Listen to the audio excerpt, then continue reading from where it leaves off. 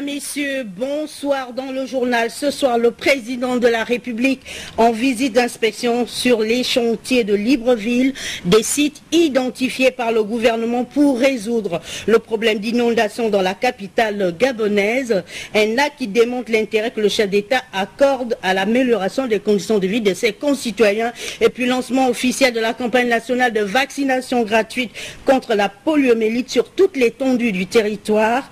La commune de Bitam dans la province du Ouellentem a été retenue pour abriter les manifestations relatives à Libreville. Le gouverneur a lancé cette activité. Enfin, le palais Omar Bongo Ondimba abrite depuis ce matin les travaux de l'atelier national de restitution et de validation de rapport provisoire du schéma national d'aménagement du territoire. Bienvenue dans cette édition d'information de 20h. D'entrée de jeu, nous vous proposons cette visite surprise du chef de l'État Ali Bongo Ondimba sur les différents sites identifiés par le gouvernement pour résoudre le problème d'inondation dans la capitale gabonaise. Sur les lieux, Ali Radjoumba, Lambert Pori, Cédric Aleka de la presse présidentielle. Le président de la République, chef de l'État, Ali Bongo Ondimba, préoccupé par la question des inondations dans la ville de Libreville, a effectué une visite inopinée sur certains sites qui ont été identifiés par le gouvernement pour résoudre le problème de drainage des eaux pluviales et l'assainissement de la ville de Libreville. Le chef de l'État s'est rendu au PK8 dans le bassin versant Terre Nouvelle, qui a une superficie de 294,4 hectares. Ici, le gouvernement a décidé d'aménager ces différentes zones afin d'éviter les inondations en période de grande pluie. Les habitants de ces quartiers, pour la grande majorité, ont construit sur des zones marécageuses, parfois même sur le lit de certains cours d'eau. Le projet est financé par la Banque islamique de développement. Ensuite, le président de la République s'est rendu sur la zone du bassin versant de Zengayon, qui a une superficie de 777 hectares. Le gouvernement prévoit la construction ici d'un réseau de drainage et des ouvrages annexes, passerelles, pistes de service sur la partie aval à partir de l'échangeur.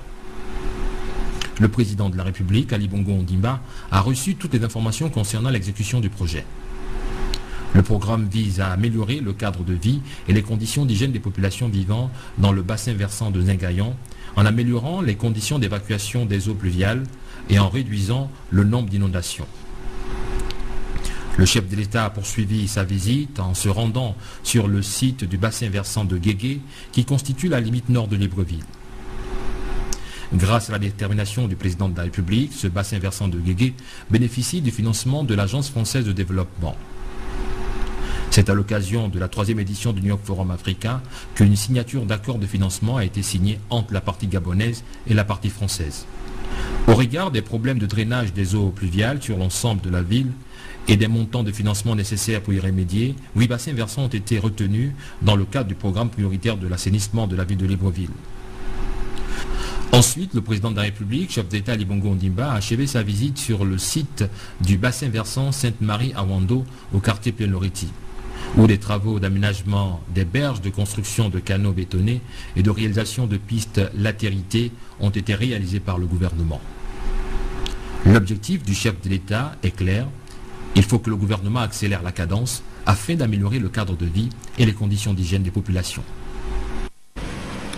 La présence du chef de l'État Ali Bongo Ondimba sur ces différents sites identifiés démontre tout l'intérêt qu'il accorde à cette question d'assainissement de la capitale gabonaise, assainissement qui contribuera à l'amélioration des conditions de vie de ses concitoyens. Nous retrouvons Ali Radjoumba et Cédric Aleka.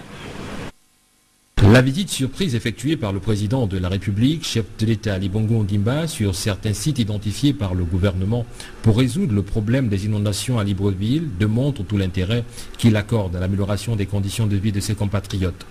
La mairesse de la ville de Libreville est revenue sur l'incivisme des populations. C'est une visite très importante. D'abord le fait que son Excellence, le président de la République, Ali Bongo Ondimba, ait fait ce tour des différents bassins versants de notre ville, et en constatant que justement la question de la gestion des déchets d'une manière générale, et des ordures ménagères surtout, peuvent poser un problème très important dans la mesure où Même si ces bassins versants sont construits, il faudrait que nous fassions beaucoup de pédagogie, beaucoup de sensibilisation auprès des populations qui ne peuvent pas, qui ne doivent pas déverser les ordures dans ces bassins versants-là. Vous avez vu l'exemple de l'endroit où nous sommes, on constate que pourtant l'ouvrage est déjà livré, mais il y a quand même des populations qui déversent les ordures à l'intérieur. Et si on ne le fait pas, il va falloir qu'on essaye de mettre dans des sanctions, des amendes. Et nous nous préparons déjà au niveau de l'administration de Libreville pour que des amendes soient infligées à toutes ces populations qui ont l'incivisme. Pour sa part, le ministre de la Promotion, des Investissements, des Infrastructures, de l'Habitat et de l'Aménagement du Territoire s'est exprimé sur la visite du chef de l'État sur les sites des bassins versants de la capitale gabonaise. C'est pour le président de la République de toucher du doigt cette question importante d'un point de vue social, d'un point de vue de l'amélioration de l'habitat des populations de Libreville. Et également, c'est pour donner le coup d'envoi d'une série de travaux qui vont démarrer sur l'ensemble de la capitale pour mieux maîtriser le phénomène des inondations et améliorer les conditions de manière générale d'habitation de nos populations. Devant l'urgence et la gravité des inondations dans la ville de Libreville, le chef de l'État Ali Bongo Ondimba est allé sur le terrain toucher du doigt les réalités vécues par ses compatriotes. Tous les plans que nous avons examinés montrent bien que la ville repose sur beaucoup de zones qui sont avec beaucoup d'eau, beaucoup de marécages et donc un assainissement important. Jamais nous n'arriverons à avoir une belle ville qui soit agréable pour tout le monde si nous laissons ce phénomène s'amplifier. Déjà au phénomène de la montée des eaux, le phénomène de la mauvaise évacuation, avec donc l'assainissement qui n'est pas au niveau que ça devrait être, se greffe là-dessus le problème que lorsque nous avons des voies pour évacuer d'évacuation d'eau, les populations y jettent un certain nombre d'ordures ménagères qui bloquent donc les voies d'évacuation et les canaux et qui nous amènent à avoir des inondations en permanence, inondations avec le risque aussi de voir maintenant des problèmes sanitaires avec des maladies qui apparaissent ici et là.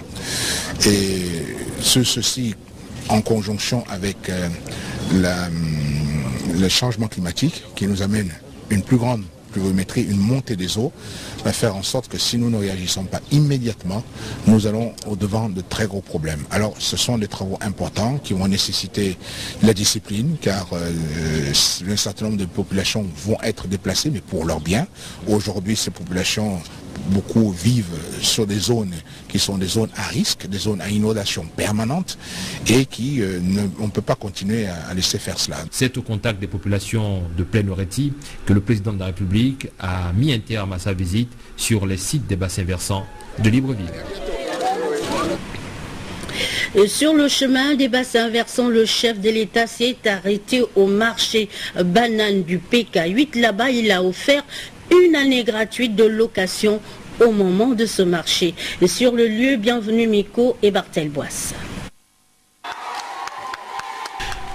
C'est une de commerçants en liesse qui a accueilli à bras ouverts le chef de l'État et sa suite à leur arrivée ici au marché banane du PK8. Dans cet espace commercial encore flambant neuf, le président de la République est venu voir et savoir, mais surtout prendre langue et comprendre dans quelles conditions exercent désormais ces femmes et mères de famille. Premier constat, sa cote de popularité ici est bien en hausse. Ça nous plaît, nous les commerçantes. Au moins, il pourra assurément traiter ce que les commerçantes vivent en ce moment au marché banane. Parce que nous ne savons pas jusque-là combien ils vont nous couper les box chaque fin du mois. Donc nous sommes arrivés les bienvenus parmi nous, vraiment. Comme moi, je suis très content. Très content pour voir que le président vient nous rendre visite au marché banane. Donc je suis très content, fier même pour voir le président dans le marché. Le président nous a mis à l'aise. C'est abrité, il y a tout, il y a les douches, il y a la sécurité. Et nous avions l'affluence des clients. Les clients rentrent. Nous avions le service de nettoyage. Nous sommes à l'aise. Et voici donc le numéro 1 de la République en plein dans le pacte social. Le contact facile avec le peuple, l'échange avec les couches les plus vulnérables de la société et bien plus encore en ce jour particulier. Faire un an de loyer pour toutes les femmes grossistes et les étages des commerçants. en offrant gracieusement une année de location gratuite aux commerçants établis au marché du PK8. Le président Ali Bongo Ondimba applique ici l'un des principes et fondements essentiels de sa politique sociale, la solidarité. Il était difficile de continuer à voir les femmes qui soutiennent l'activité économique, travailler dans de mauvaises conditions, travailler à l'air libre, donc sous le soleil, sous la pluie, c'est dangereux, et puis aussi pour les produits qu'ils ont à vendre, tout ça c'était pas bon, et en plus ça amenait aussi quelques difficultés au niveau donc de tout ce qui est question donc de nettoyage et autres. Donc des lieux mieux appropriés, où ces femmes-là peuvent travailler dans de meilleures conditions, c'est mieux pour tout le monde, c'est mieux pour elles, c'est mieux aussi pour les clients, qui sont en sécurité et qui achètent des produits qui sont honnêtement mieux conservés. La présence du maire de Libreville et son adjoint à ses côtés est donc le gage de sa volonté et de son engagement à concrétiser le plan stratégique Gabon émergent dans l'intérêt des Gabonais. Les mamans commerçants du PK8 ont apprécié ce geste de solidarité du chef de l'État Ali Bongo Ondimba qui a saisi cette opportunité pour prôner le retour à la terre et la lutte contre la pauvreté. Bienvenue Miko Barthelbois. Nous n'allons pas attendre seulement travailler dans un bureau. Travailler dans un bureau vient après, surtout pour nous qui n'avons pas beaucoup apprise. Mais nous devrions faire le retour à la terre, puisque la terre ne ment pas. La terre est sociale. C'était les premières assises sociales du Gabon. Et déjà aujourd'hui, les premières retombées. Dans l'esprit et la lettre de ce conclave de haute portée sociale, le chef de l'État a marqué d'une empreinte indélébile son passage au marché banane. Une sortie pleine de symboles pour le secteur de l'agriculture. Aucun métier, aucun secteur d'activité, aucune opportunité ne doivent être négligées. Et j'ai entendu, comme vous ici, une de nos panélistes rappeler une vérité d'évidence. Et cela nous a tous frappés. La terre ne ment pas. Et j'ajouterai non seulement que la terre, elle ne ment pas, mais qu'elle vous rend au centuple ce que vous lui confiez. Bien plus qu'un soutien, la dotation du numéro 1 de la République est une incitation à la performance et au retour à la terre pour ces femmes commerçantes, avec à terme un but précis, la lutte contre la pauvreté et l'exclusion. Nous sommes très fiers, très fiers. Si le président arrive ici, c'est que tout va bien. Tout va bien et tout ira très bien toujours. Je trouvais que le marché est très bien installé et c'est propre et tout. Ça me fait plaisir de venir faire le marché ici. Une visite présidentielle dans un marché moderne pour une année d'activité gratuite. Ce sont là des motifs réels de fierté pour les femmes commerçantes du marché banane. Désormais disposées et prêtes à envisager plus sereinement l'avenir à travers leur activité, à condition bien sûr de mettre un point d'honneur à la propreté dans cet espace commercial, hier encore réputé pour son insalubrité.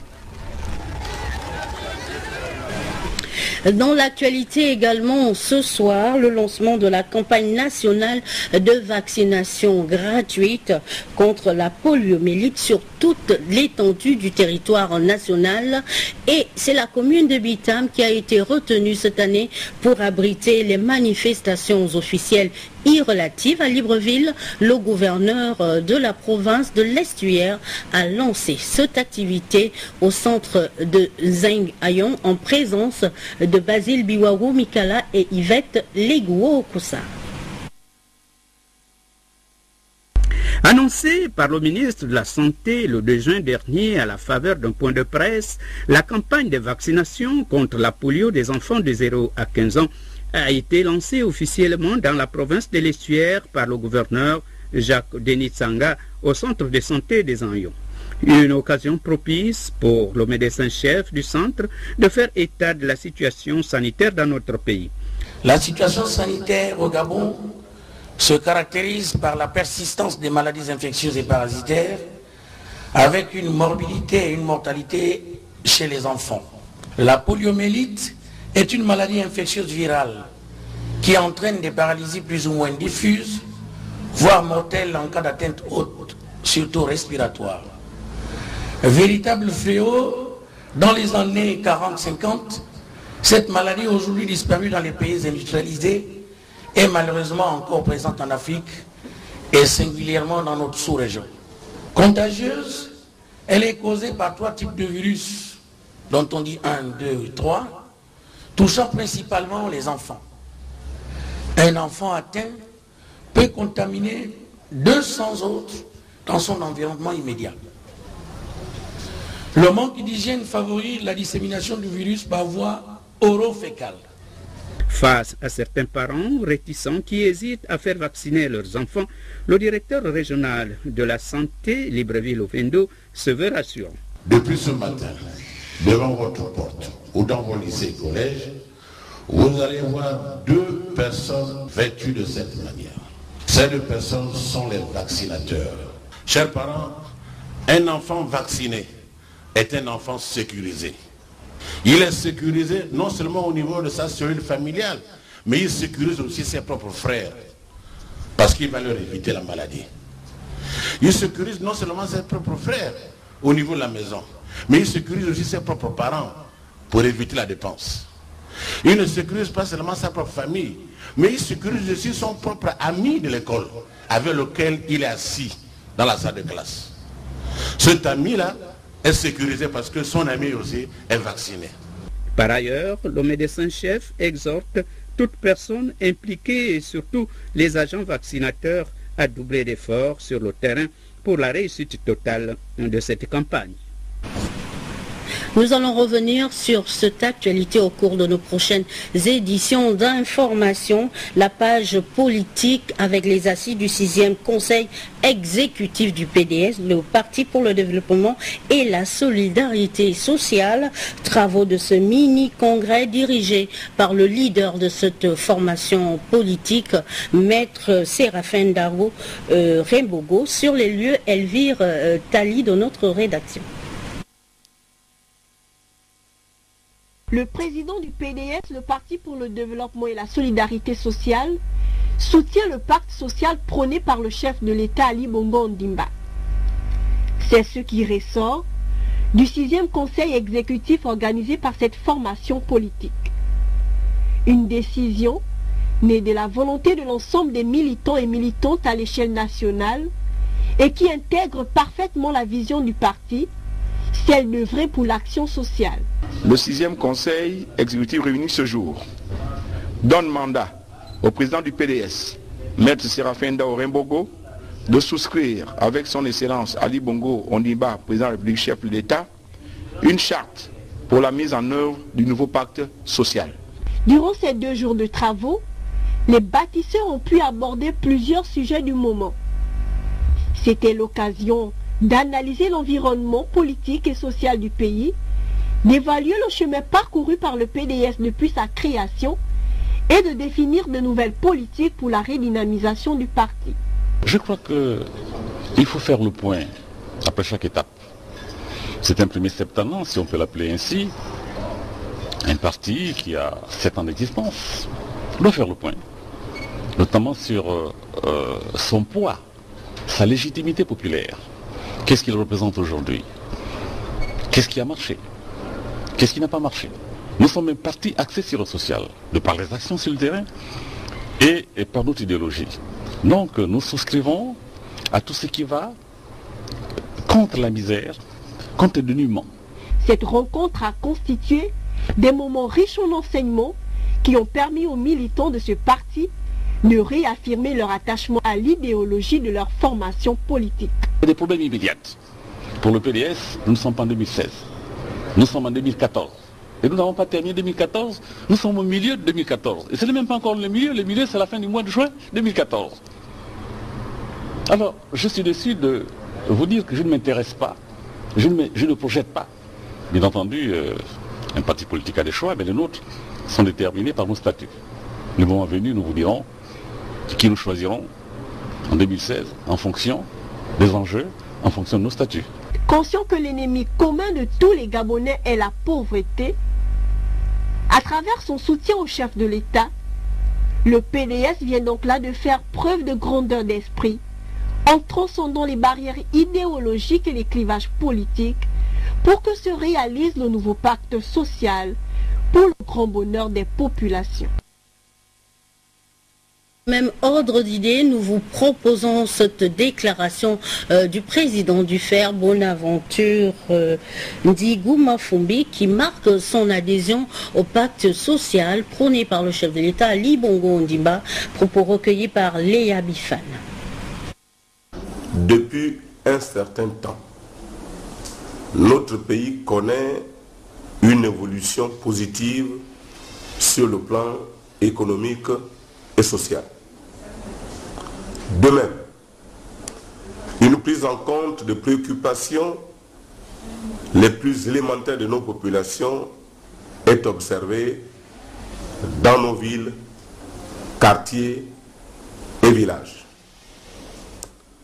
Tout récemment encore, le président de la République, chef de l'État, son Excellence Ali Bongo Ondimba, vient de mettre en place un pacte social pour l'amélioration des conditions de vie de nos citoyens.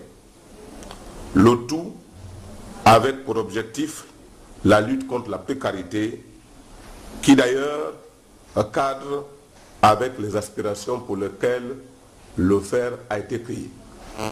L'histoire retiendra que toutes les luttes qui sont menées de par le monde ont pour corollaire l'amélioration des vies de toutes les couches sociales.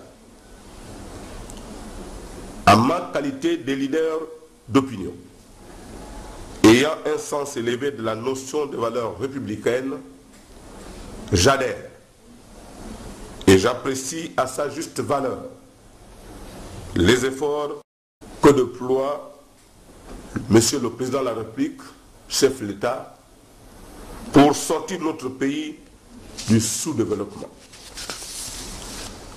Je note d'ailleurs avec satisfaction que de nombreux chantiers sont en cours d'exécution ou en voie de finition dans l'ensemble du pays.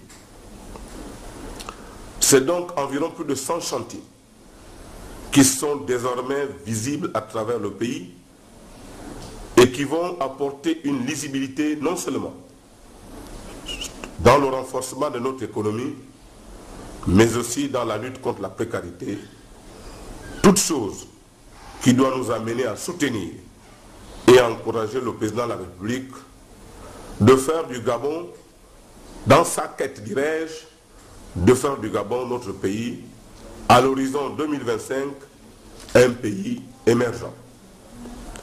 Le Front d'égalité républicaine FER, déterminé et convaincu que c'est dans le dialogue, la complémentarité et le respect de nos institutions que notre pays gagnera ses lettres de noblesse, décide, après avoir consulté l'ensemble du bureau exécutif, d'apporter un soutien franc et sans réserve au président de la République, chef de l'État, son Excellence Ali Bongo Ondimba, dans son combat contre le sous-développement. Le FER souscrit donc au pacte de solidarité du chef de l'État, gage d'un Gabon nouveau, digne. En vue d'apporter sa contribution au pacte social, Marie-Augustine Wanyambouroué a répondu favorablement à l'appel lancé par le chef de l'État Ali Bongo Ondimba. Nous l'écoutons au micro d'Armel Baoulé-Bilogué. Madame Wanyambouroué Marie-Augustine, née à Port-Gentil en 1941. J'ai fait mes études primaires à Libreville, secondaires et professionnelles en France. Mon premier poste de travail était l'Assemblée nationale, où je m'occupais du journal des débats. Et je me suis présentée à un concours pour pouvoir être magistrat. Donc je suis allée en France à l'Institut d'administration publique. Au retour, j'ai travaillé évidemment comme magistrat quelque temps. Et puis, je me suis présentée aux élections locales suite à l'appel fait par le feu président Omar Bongo, qui demandait à tout un chacun, même si c'est dans le parti unique, de se présenter s'il le désirait. Alors, et pourquoi répondre à cet appel? Parce que le président de la République a lancé son appel aux partis politiques, aux ONG, aux personnes indépendantes, aux associations, aux religieux. Vous vous êtes rendu compte que le chef de l'État a fait appel à plusieurs personnes dans un cadre très large, aux mères de famille, aux jeunes, aux religieux. Tout ce monde-là réuni pourra donner une idée exacte de ce que les Gabonais attendent. Donc pourront faire des propositions au chef de l'État pour que son pacte social ait une dimension vraiment nationale et puisse atteindre le plus petit des Gabonais. Et c'est dans ce cadre-là que nous voudrions apporter notre pierre, notre expérience, surtout avec notre association Tendance à venir, parce que je suis vraiment ancrée dans l'associative, et nous savons qu'avec notre expérience, nous apporterons beaucoup pour aider les plus démunis de notre pays. Dans le reste de l'actualité, cette séance plénière qui a eu lieu ce matin au CNC, le communiqué des travaux est lu ici par le conseiller membre chargé de la télévision, Godel Inanga et Yandika. Il est au micro de Louis Bestarlignongo. Le Conseil national de la communication s'est réuni ce jour en séance plénière ordinaire dans la salle habituelle de son immeuble 6 avenue Général de Gaulle à Libreville. Lors du jour de cette rencontre a porté sur l'analyse du contenu des médias, les saisines, les autosaisines et les autorisations de paraître. Passant à l'examen du contenu des médias, le Conseil s'est entre autres penché sur le contenu de l'émission radiophonique Tranche de vie diffusée sur Africa numéro 1. De cette analyse, il ressort que malgré la dernière audition des responsables de ce médium, les animateurs, malheureusement, continuent d'exceller dans des propos orduriers et vulgaires à même de choquer les auditeurs, ceci contraire aux dispositions de l'article 79 du Code de la communication. Face à ce qui précède, le Conseil national de la communication décide du retrait de cette émission de la grille des programmes de la radio Africa numéro 1 pour une durée d'1 mois. S'agissant des saisines, le Conseil, après constat, demande aux responsables de l'hebdomadaire Acte des Apôtres devenu Matin équatorial de faire parvenir à ses services sous week-end les changements liés à cette nouvelle dénomination. Le Conseil national de la communication a également accordé son quitus aux responsables du magazine dénommé Le Volant, sous réserve par ces responsables de se rapprocher des services compétents du CNC pour complément des dossiers. Avant de lever la séance, le Conseil a dit son étonnement face à la recrudescence des articles outrageants à l'endroit des hautes autorités du pays, notamment le chef de l'État. Toute chose contraire à l'article 128 du Code de la communication. Face à cet état de fait, le Conseil national de la communication met-il en demeure l'ensemble de la presse et se réserve le droit de sanctionner les récidivistes? En effet, la critique est une chose, le mépris et l'insulte en sont une autre, parce que proscrite par la Constitution et le Code de la communication. La liberté de la presse ne saurait être comme le droit de faire du journalisme en dehors de notre obligation d'équité et d'intégrité, car lorsque la liberté d'expression touche la liberté des autres, lorsque cette expression insulte, diffame et humilie dans un pays où il y a des lois, celles-ci doivent être appliquées strictement.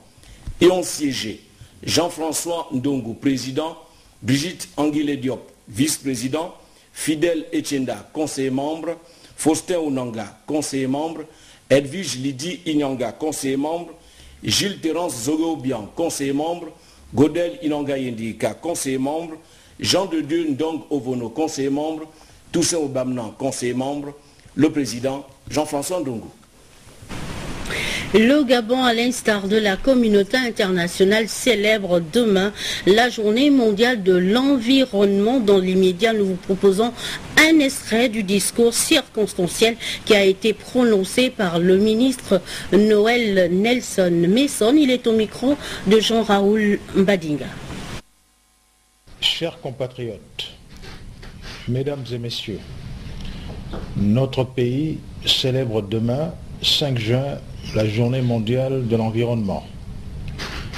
Le thème retenu cette année par la communauté internationale est « La planète représente l'île que nous partageons, joignons nos forces pour la protéger ». Cette journée doit être un moment propice pour renforcer l'engagement de notre pays, le Gabon, en faveur de la protection de l'environnement qui est au cœur de la vision de développement de son Excellence Ali Bongo Ondimba, président de la République, chef de l'État.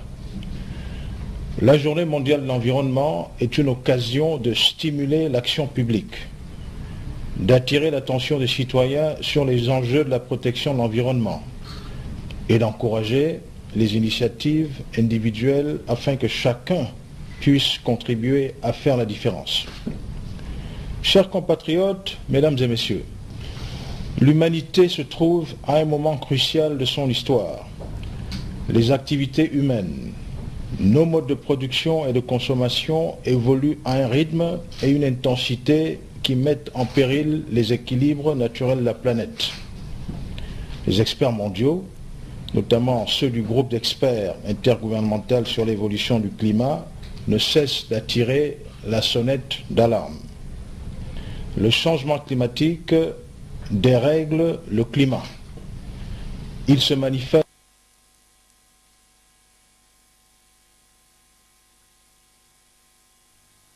à la fin de ce journal, nous vous proposerons l'intégralité de ce discours circonstanciel concernant toujours la célébration de la Journée mondiale de l'environnement. Nous recevons sur ce plateau le général Baoumar Marie-Paulette. Bonsoir. Bonsoir. Mon général, vous êtes membre de l'ONG Santé, Environnement et Développement Durable. Demain, vous exposez sur les jardins de la maison Georges Ralbuiri, siège de Gabon Télévision. Alors, qu'est-ce que vous allez proposer aux Librevillois dans vos différents stands? D'abord, je suis actuellement en deuxième section, donc j'essaye de m'occuper. Donc demain, le 5 juin, je proposerai de 10h à 16h des stands parlant du tri sélectif. Le tri sélectif de poubelles, parce que celui avec plusieurs poubelles depuis 2008 que nous essayons par des sensibilisations interpersonnelles dans les ménages, ça n'avance pas beaucoup. Donc nous allons leur parler de la pratique des 4 R, réduire, réparer, recycler, récupérer. Nous espérons amorcer un changement de mentalité de la population. Le compostage, la récupération des déchets biodégradables va permettre d'amorcer la seconde vie des déchets. Alors vous allez expliquer et exposer tout cela demain sur les jardins de Gabon Télévision, du bio pour sensibiliser nos concitoyens. Peut-être un message adéquat? Oui, nous allons proposer des boissons bio, des compléments alimentaires à base de fruits, de feuilles. Le message que je souhaiterais donner, c'est que nous devons respecter la terre. Notre corps est programmé pour métaboliser des éléments bio. Donc, si nous ne respectons pas la terre, que la terre ne peut plus nous donner à manger, nous avons des problèmes. Si nous détruisons la terre nous détruira. Donc nous avons intérêt à apprendre à communiquer avec la terre et à la respecter. Nous devons respecter la terre et l'environnement. Mon général, demain, l'exposition commence à quelle heure? Je pense que 10 heures, c'est la bonne heure parce que il va falloir s'organiser pour installer les stands à partir de 8 heures. Donc 10 heures, ce sera bon. Et vous serez là toute la journée? Jusqu'à 16 heures. Merci d'être passé nous voir. Merci beaucoup de m'avoir reçu. C'est moi. Sur un tout autre plan, le ministre Luc Oyoubi, en charge du secteur pêche, était ce matin au centre de pêche artisanale pour s'imprégner du fonctionnement de cette structure qui relève de sa tutelle sur les lieux Polinsiaki de notre rédaction.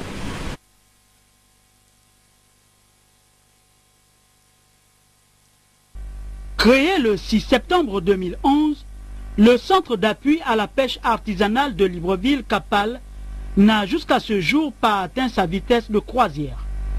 La visite du ministre en charge du département ministériel dont fait partie cette structure dans les locaux qui abritent l'entité avait pour angle principal s'imprégner des réalités fonctionnelles de ce centre. C'était important pour moi de venir voir le projet concrètement. À quel stade il se trouve pour voir le reste des efforts à faire pour qu'il marche de manière optimale. Depuis sa mise en activité, ce centre qui a vu le jour avec l'implication de la coopération japonaise, le Gabon, par le biais de son ministre, s'active à apporter sa contribution pour la bonne marche de cette entité. Pour l'instant, le Japon a fait sa part des choses, a investi dans le centre lui-même. Et la partie gabonaise, nous attendons toujours de voir le financement pour la digue qui permettrait de protéger les pirogues au moment du débarquement du poisson. Vous savez aujourd'hui qu'il y a la question de la rareté de la ressource halieutique. Elle n'est pas nécessairement due au fait qu'on ne pêche pas, mais c'est surtout dû au fait qu'on pêche, mais les prises sont débarquées un peu partout et du coup on ne sait pas les différentes directions que peuvent prendre ces prises-là. Ce centre est prévu pour les pêcheurs artisanaux. Mais nous constatons que malgré sûrement ce beau bâtiment que vous constatez, ils ne viennent pas. Le contrôle de la qualité sanitaire du poisson, du moment où il est débarqué de la pirogue jusqu'au moment où il est sur le marché de proximité ou dans les unités de transformation.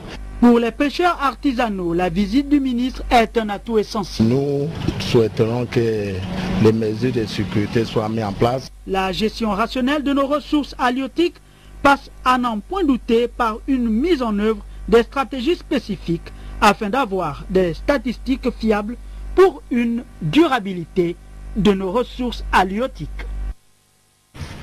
Concernant le même secteur, le bureau sous-régional de la FAO pour l'Afrique centrale et la Commission régionale des pêches du Golfe de Guinée, une institution spécialisée de la CAC, vient de signer une convention de financement sur le renforcement de collecte de données des pêches en Afrique centrale sur les lieux. Eric Ndiengi Badinga de notre rédaction.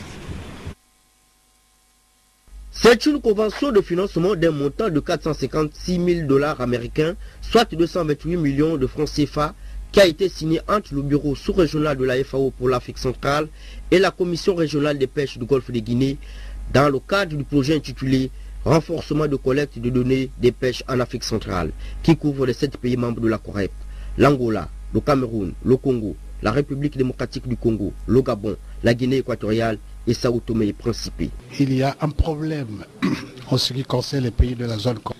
On est en train de faire la pêche, on délivre des licences, mais on ne connaît pas la valeur de la ressource. Et ça, c'est dangereux. Voilà pourquoi on a sollicité ce programme, pour qu'au moins au niveau de chaque pays, qu'il y ait un travail sérieux en ce qui concerne la collecte de données. Et pour permettre effectivement aux États d'avoir des bases solides pour formuler des politiques qui tiennent compte effectivement de la réalité. La COREP avait sollicité l'aide de la FAO pour un appui au développement technique des enquêtes basées sur le sondage de la pêche, ainsi qu'au développement des systèmes d'information des pêches nationales et sous-régionales dans la zone COREP. Nous venons de signer une convention d'accord avec la COREP, qui est une institution sous-régionale, sur la collecte des informations de pêche. Vous savez que le poisson, surtout les pêches continentales et maritimes, c'est une ressource importante pour ces pays, les pays de la sous-région. Donc nous voulons aider la COREP à rassembler toutes les informations nécessaires, à voir sur le stock du poisson et sur d'autres statistiques. Et comme nous sommes une agence internationale qui s'occupe de ce genre de choses, nous voulons donc aider la COREP à avoir suffisamment d'informations pour leur planification. Le projet permettra de redynamiser le secteur pêche et d'améliorer le système d'information halieutique dans le golfe de Guinée. De l'économie avec Allios Finance Gabon qui vient de lancer un emprunt obligataire d'un montant de 10 milliards de francs CFA. Les souscriptions sont ouvertes sur le marché financier de l'Afrique centrale. Le reportage de Jerry Mbougubi-Vigo. Refinancer le crédit bail immobilier, entre autres objectifs de cet emprunt obligataire de 10 milliards de francs CFA lancé par Allios Finance Gabon. Durant 2 mois, les souscripteurs, personnes morales ou physiques, pourront mettre en bourse leur argent à hauteur de 10 000 francs CFA, l'obligation rémunérée au taux de 6,25% brut l'an. Pour Allios Finance Gabon, les objectifs de cet emprunt sont clairs. Il s'agit premièrement de diversifier nos ressources, parce que Allios Finance Gabon s'est toujours refinancé de manière un peu classique, c'est-à-dire auprès de systèmes bancaires. Et puis on voudrait disposer de ressources qui soient un peu complémentaires par rapport à nos fonds propres. Et là, c'est un emprunt obligataire qui se fait par appel public à l'épargne. Une opération qui a reçu le quitus de la COSUMAF, entendez, Commission de surveillance du marché africain.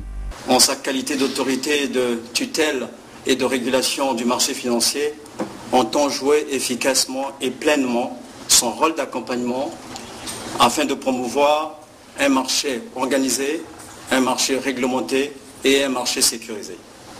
Elle est une autorité indépendante vis-à-vis du pouvoir politique. Elle est une autorité indépendante vis-à-vis des intérêts commerciaux et des intérêts économiques. Elle a ainsi pour mission de veiller à la protection de l'épargne qui investit en instruments financiers, à l'information des investisseurs et au bon fonctionnement du marché. Pour BGFI Bourse, arrangeur et chef de file de cet emprunt obligataire, il importait de revenir sur des aspects techniques. L'opportunité que nous vous présentons aujourd'hui est de développer le crédit bail immobilier. Pourquoi? Aujourd'hui, d'après les sources de l'APEC, Allios Finance occupe 8,5% des marchés qui représentent 24 milliards au 31 décembre 2013. Ces 24 milliards sont en progression de 24% par rapport à l'année dernière et stratégiquement, Allios Finance n'avait pas fait le choix d'investir le créneau du crédit bail immobilier. C'est un marché en grande perspective. Quand on regarde le carnet de commandes d'après les études sur les prochaines années, c'est une enveloppe d'environ 20 milliards de francs CFA à mobiliser pour répondre efficacement à la demande actuelle. À ce qu'il semble, tous les contours de cet emprunt de 10 milliards de francs CFA sont étudiés. Bien que le monde de la finance ne rime pas toujours avec le social, s'endetter pour financer le crédit bail immobilier est louable. À ceux qui le peuvent le souscrire. Voilà, nous avons un autre invité sur ce plateau. Il s'agit de M. Jean-François Ekiba, président de l'association culturelle et sportive des jeunes du Haut-Ogooué, à l'occasion donc de du 5e anniversaire de la disparition du président Omar Bongo Ondimba. Vous organisez dans le Haut-Ogooué une série de manifestations. Nous vous écoutons. En effet, Madame Amélie, je m'appelle Jean-Francis Ekiba, président de l'association culturelle et sportive des jeunes de Haut-Ogooué, qui organise une parade culturelle et sportive à Franceville, comme vous l'avez dit tout à l'heure, à l'occasion du 5e anniversaire de la disparition du président Omar Bongo Ondimba. Cet événement est rendu possible grâce à la fondation Omar Bongo Ondimba pour la paix, la science, la culture et l'environnement, qui est présidée par Madame Pascaline Ferrim Bongo Ondimba. Donc du 6 au 9 juin, il y a des événements sportifs et culturels. Déjà le vendredi, nous avions un événement culturel à la place de l'indépendance de Franceville. Le samedi, dans la matinée, l'événement sportif. Ensuite, en soirée, un événement religieux. Le dimanche, à 7 h, nous avions un cross populaire. à 14h30, vous savez, le président est décédé à 14h30 à Barcelone. Et donc à 14h30, il est prévu une messe d'action de grâce à la cathédrale. Déjà, nous invitons la population francevilloise et environnante à prendre part à cette messe qui a lieu dimanche à 14h30. Et à partir de 16h30, nous avons une parade culturelle dans les 4 arrondissements de la commune de Franceville. Nous avions invité plusieurs groupes d'animation. À Franceville, nous avons invité le groupe La Kelende, nous avons invité le groupe Adialé Essé. Dans les Kabylie-Wolo, nous avons invité le groupe Abouga Obirantini. Dans les plateaux, nous avons invité Akinmaya Ombilacho. À Mwanda, nous avons invité 2 groupes, le groupe Kunabeli 4, le groupe Oyesi. À Franceville, j'ai oublié le groupe Njobi, le célèbre groupe Njobi de Papa Njoa également, qui va prester dimanche 8 juin. Voilà, monsieur. Merci, monsieur Kiba, pour toutes ces précisions, toujours dans la même actualité, dans le cadre du concours de musique dénommé Papa Africa, prix Omar Bongo Ondimba, organisé par Gabon Télévision.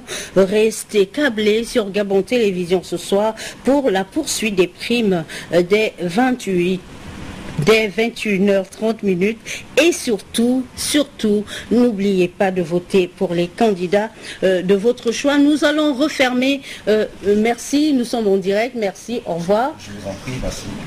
Nous allons refermer cette édition d'information avec un prince du royaume des cieux, une fierté vert jaune bleu.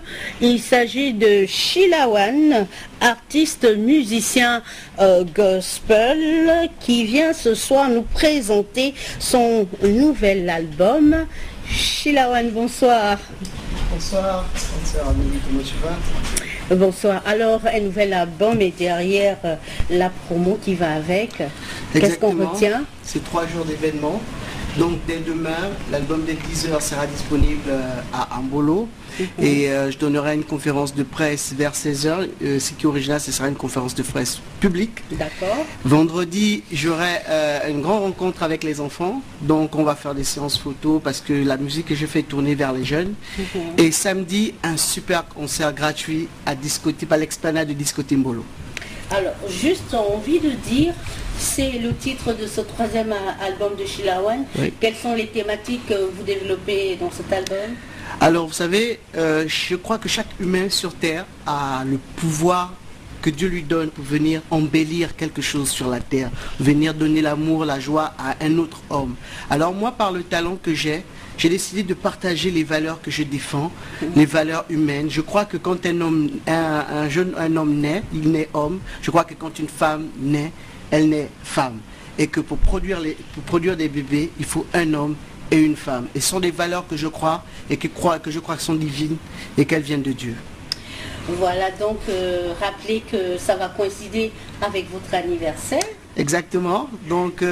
Joyeux anniversaire. Merci Amélie. Alors... Donc voilà, je prends 33 ans, c'est pas un problème de le dire.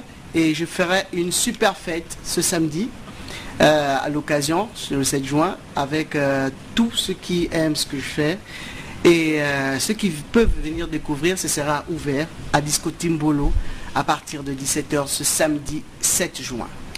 Nous rappelons que Chilawan est un artiste musicien gospel gabonais. Je ne peux pas vous laisser repartir sans me faire un petit acapella d'Espère en lui. Ah oui. Quand tu sais que tu as tout perdu et que tu vois que tu n'as plus d'issue, mais si tu espères en lui, c'est là que t'ouvrira la porte que tu n'auras pas vue. Quand tu sais que tu as tout perdu et que tu vois que tu n'as plus d'issue, mais si tu espères en lui, c'est là que t'ouvrira la porte que tu n'auras pas vue. Merci Chilawan. C'est moi qui vous remercie. Gabon Télévision sera là à votre... Dès demain à 16h pour la conférence de presse. Activité. Merci. Merci. Voilà, mesdames, messieurs, c'est sur cette note que nous refermons cette édition d'information.